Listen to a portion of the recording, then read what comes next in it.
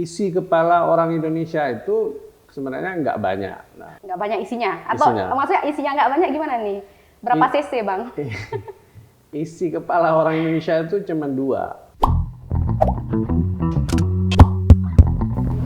Halo rekan Sago, bersama saya Azharul Husna. Hari ini kita akan bahas mengenai pengaruh ideologi Timur Tengah terhadap kita. Nah, bersama saya telah ada Bang Afan.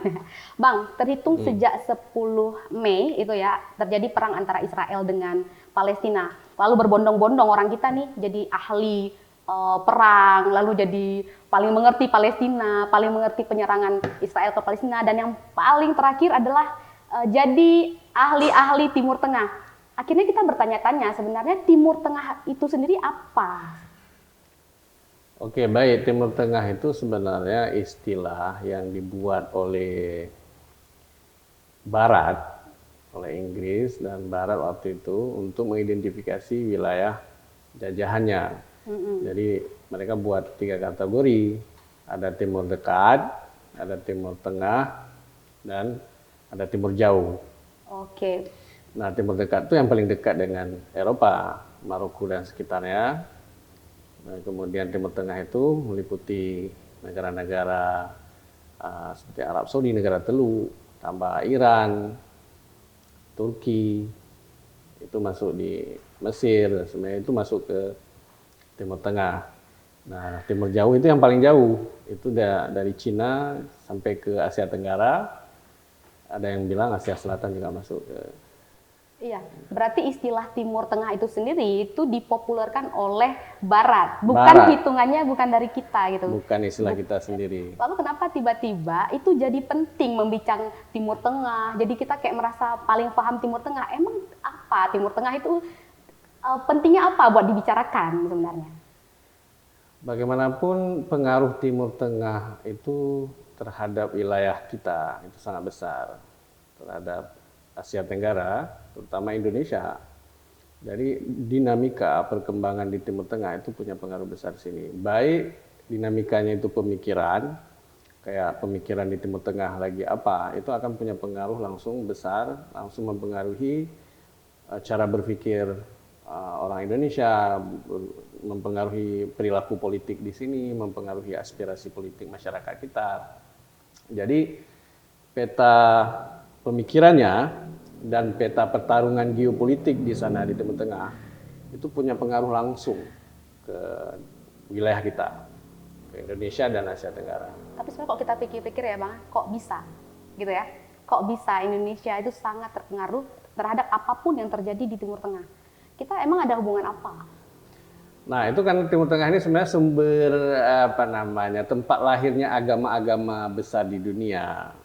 Jadi agama-agama Ibrahim, baik Islam, Kristen, dan Yahudi itu kan semuanya ada di Timur Tengah lahirnya. Nah, Islam, kita ini kan mayoritas Muslim di Indonesia. Nah, agama ini lahirnya di Timur Tengah. Jadi kenapa Timur Tengah itu sangat berpengaruh ke Indonesia, ke wilayah kita, ke Indonesia. Ini soal keyakinan, pemikiran, cara melihat dunia, cara melihat realitas. Isi kepala orang Indonesia itu sebenarnya nggak banyak. Nah, nggak banyak isinya? Atau maksudnya isinya nggak banyak gimana nih? Berapa cc, Bang? Isi kepala orang Indonesia itu cuma dua. Gabungan dari isi kepala orang Timur Tengah plus isi kepala orang Barat, Eropa dan Amerika. Jadi isi kepala kita juga sebenarnya ditentukan oleh isi kepala orang-orang Timur Tengah dan isi kepala orang-orang Barat. Jadi hanya itu isi kepala kita. Dan nanti ditambah dengan pengalaman lokal masyarakat di sini. Tapi bahkan cara kita melihat pengalaman kita sendiri itu dipengaruhi oleh cara melihatnya orang Timur Tengah dan orang Barat. Jadi kita nggak bisa tiba-tiba nggak mau peduli tentang Timur Tengah, nggak mau peduli tentang Barat, karena isi kepala masyarakat kita memang itu. Akademisi semua sama. Benar-benar ditambah dengan scholarship gitu ya? Ya, orang belajar ke sana gitu kan. Jadi dari guru besar, pengajar, semuanya dipengaruhi oleh Timur Tengah dan Barat. Tapi apakah itu berarti kita nggak punya diri sendiri gitu, nggak punya nilai sendiri? Karena kalau abang bilang oke, pikiran orang Indonesia tuh cuma dua tuh. Kalau bukan Timur Tengah ya Barat tadi atau Eropa gitu. Apakah Indonesia itu nggak punya nilainya sendiri, nggak punya pemikirannya sendiri? Begini, pada awalnya misalnya orang Indonesia yang mayoritas Muslim itu dipengaruhi oleh Timur Tengah karena Islam bagaimanapun adalah agamanya Timur Tengah yang kemudian sampai ke tempat kita. Tetapi bahwa cara dia landing, cara dia membumi Islam itu di tempat kita itu punya kekhususan, dia punya pengalaman yang unik. Itu yang membedakan nanti bagaimana Islam membumi di sini dan membumi di Asia Selatan, membumi di Timur Tengah sendiri, membumi di Eropa gitu. Jadi apa yang khusus dari masyarakat kita, apa yang kita punya, itu proses landingnya, adaptasi pada konteks lokal, pada tatanan sosial yang sudah sedia ada di sini. Nah, itu yang membentuk satu pengalaman baru, yang ini yang dicoba konstruk sebenarnya oleh belakangan ini yang mereka sebut dengan Islam Nusantara itu. Jadi cita rasa lokal dari landingnya ide Timur Tengah di sini gitu. Oke, kalau gitu selain soal agama nih, lalu apa perlunya lagi kita belajar soal Timur Tengah? Apa perlunya kita tahu soal Timur Tengah? Jadinya kemudian ideologi pemikiran tadi, dan pemikiran ini seringkali bergerak menjadi ideologi yang berkembang di Timur Tengah itu langsung mempengaruhi kita di sini. Jadi misalnya di sana berkembang Islamisme, di mana ruang-ruang publik harus diatur dengan hukum Islam, syariat Islam, mendirikan negara Islam, Republik Islam, khilafah. Semua ide-ide ini masuk dan mempengaruhi keyakinan masyarakat kita di sini, mempengaruhi aspirasi, mempengaruhi cara kita berpolitik. Itu misalnya Islamisme. Nah, tapi di Timur Tengah itu bukan hanya ada Islamisme, sebenarnya juga mereka punya Arabisme. Jadi ada pan-Islamisme, ada pan-Arabisme. Dari Arabisme ini keluar dua model ideologinya, ada nasionalis, ada sosialis, sosialisme Arab namanya. Nah, itu ngaruh juga bahkan ke ada kita. varian komunisnya juga. Itu ngaruh ke kita juga. Sosialis Arabisme dan itu ngaruh ke kita juga. Tidak banyak pengaruh. Yang pengaruh besar dari Timur Tengah itu Islamismenya. Islamisme gaya Timur Tengah itu yang banyak mempengaruhi Indonesia, wilayah kita di sini. Nah, kalau sosialisme kita ambilnya dari Barat. Kalau komunisme kita ambilnya dari Barat. Pengaruh Cina ke sini itu lebih besar kalau sudah terkait dengan komunisme gitu, sejak masa PKI gitu ya, selain Uni Soviet gitu. Ya, padahal kalau kita mau cerita tadi soal Timur Tengah kan bukan melulu Islam ya Bang. Nggak semua negara-negara yang ada di kawasan Timur Tengah. Mereka itu sangat beragam, sangat punya spektrum yang sangat luas. Timur Tengah itu dalam bayangan orang kita ya hanya Islam, padahal Islam. Secara agama di situ agama-agama besar lain juga di situ tanah kelahirannya.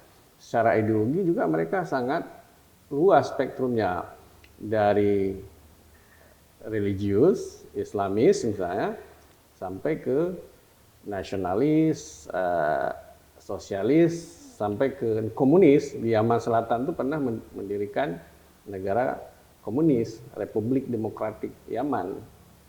Dan Kurdi sendiri juga sangat dipengaruhi oleh nasionalis dan sosialisme.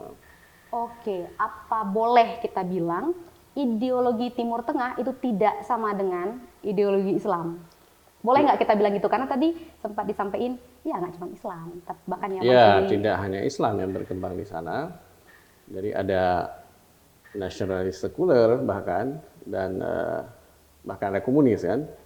Nah, Arab, Irak sekian lama itu kan dikuasai oleh Partai Baath. Partai Baath ini sosialisme Arab. Di Suriah sendiri juga sosialisme Arab sekian lama gitu.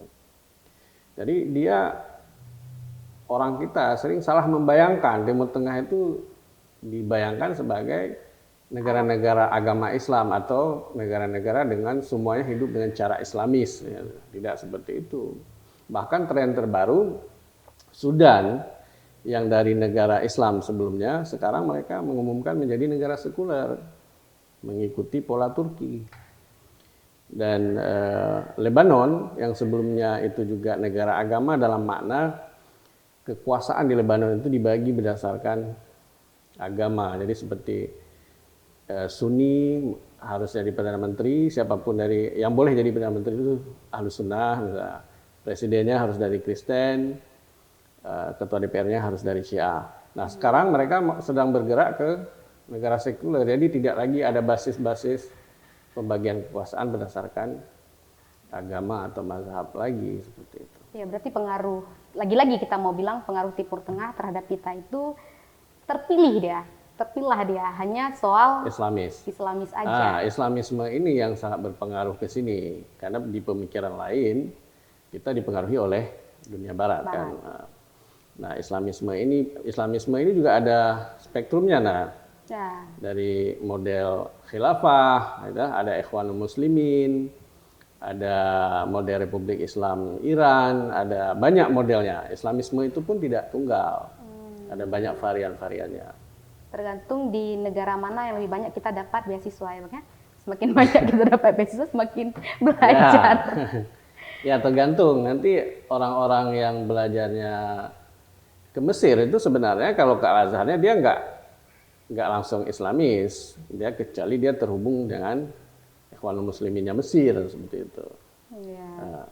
Karena kita hari ini membincang soal pengaruh Timur Tengah terhadap kita, tadi Bang Afan juga sempat bilang sebenarnya pikiran orang Indonesia itu bukan melulu soal Timur Tengah, tapi juga soal Barat atau Eropa. Barangkali ke depan kita juga harus bincang soal pengaruh Eropa atau Barat terhadap pemikiran kita, dan itu kenapa bisa? Sebab akan ada pertarungan dong Bang, di kepala orang Indonesia, di kepala kita tuh mana yang lebih dominan nih, Barat atau Timur gitu kan, bertarung, apa yang bikin dia jadi lebih dominan gitu, mana yang menang gitu ya, kan kalau bertarung mesti ada yang menang, kayak kemarin Israel dengan Palestina nih mesti ada yang menang kalau perang kan. Ya, kalau di Indonesia kan dulu pertama-tama waktu didirikan pertarungannya antara nasionalis dan Islamis gitu ya, nasionalisme dan Islamisme. Dan ini dimenangkan oleh nasionalisme kan, yang Islamismenya kalah. Jadi piagam Jakartanya dihapus gitu ya, apa namanya, kewajiban melaksanakan syariat Islam itu misalnya. Nah, lalu di tahun berikutnya pasca kemerdekaan komunisme bangkrut. Jadi nasionalisme dan komunisme ini dari Barat, Islamisme ini dari Timur Tengah. Jadi bertarung di sini. Jadi kita ini gelanggangnya pertarungan Timur Tengah dan Barat tadi. Jadi apa namanya, secara ide dan pemikiran kan. Nah, Islamisme pernah dikalahkan, terus komunisme juga sudah dikalahkan sampai ke akar-akarnya. Nah, kemudian belakangan Islamisme bangkit lagi. Dulu di ITI sudah selesai, sekarang muncul Khilafah Islamiyah, Hizbut Tahrir, FPI dengan ide NKRI bersyariahnya, bangkit lagi untuk menandingi pertarungan melawan nasionalisme, misalnya nasionalisme sekuler Indonesia misalnya. Nah, tapi Islamisme pun lagi dibungkam lagi gitu kan, coba dikalahkan kembali setelah pernah dikalahkan sebelumnya. Memang akan terus seperti itu. Akan terus dibabat lalu tumbuh, dibabat lalu tumbuh. Kok bisa setelah dibabat tumbuh lagi? Artinya akarnya kan masih ada nih. Ya, kalau Islamisme kan akar kebudayaannya sangat kuat di tempat kita. Kenapa dia cukup baik dalam ini ya, berakulturasi mungkin? Ya, basisnya agama tadi, karena kita mayoritas Muslim, Islam, dan orang Islam punya imajinasi politik negara Islam. Walaupun ormas Islam kita yang terbesar, NU dan Muhammadiyah, tidak meyakini bahwa negara itu harus negara Islam, dia harus terpisah misalnya, tetapi di imajinasi di dalam akar rumput kita itu tetap bisa selalu hidup. Kapanpun mau dihidupkan narasi negara Islam, pemerintahan Islam, hukum Islam, ekonomi syariah dan lain, dia dapat sokongan besar seperti di Aceh sekarang. Berarti mimpi-mimpi soal Islam itu memang mengakar cukup kuat ya Bang? Masih kuat sekali di dalam kebudayaan kita, tergantung nanti bagaimana hegemoni bekerja untuk menarik imajinasi di akar rumput itu ke permukaan lagi. Jadi pada akhirnya segala sesuatu yang ujung-ujungnya ada kata Islami atau Syar'i, itu pasti akan terus diminati karena ya itu cerita tadi, ada cita-cita besar soal segala sesuatu mestilah Islami, Ya. meskipun nanti mungkin di perbincangan yang akan datang kita akan membongkar-bongkar lagi apakah yang Islam dan syar'i bener nggak itu syariah itu atau Islam Islami lagi, itu itu. bisa kita bincangkan di lain waktu. Oke,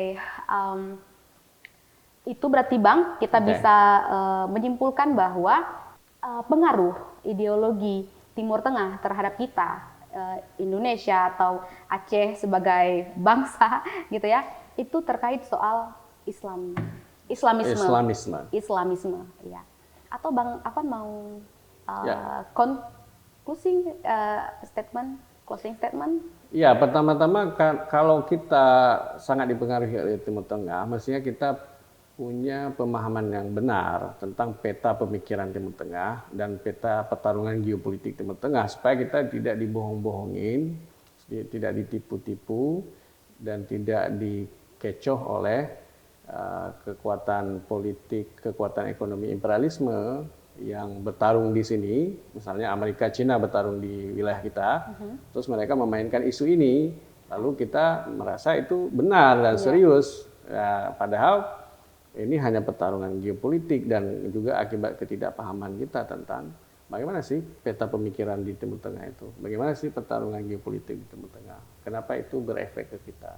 Oke Bang, terima kasih untuk bincang-bincang hari ini. Mungkin sebelum kita tahu lebih lanjut soal pemikiran Timur Tengah dan lain-lain, pertama-tama kita tahu dulu kali ya peta Timur Tengah itu sendiri gimana supaya nggak sesat pikir, jadi nggak salah membayangkan Timur Tengah itu adalah ini gitu ya. Jadi jangan berpikir-pikir sendiri. Mulai sekarang boleh buka Google dan ngelihat peta Timur Tengah itu sebenarnya gimana. Sampai mana, dari mana ke mana. Ya, jangan jadi ahli Timur Tengah tapi bahkan petanya sendiri itu nggak dimengerti gitu, peta geografisnya. Benar. Begitu rekan Sago, terima kasih untuk bincang-bincang pada hari ini. Ketemu lagi di obrolan mendatang. Salam. Sago ID, jangan lupa subscribe dan nyalakan loncengnya.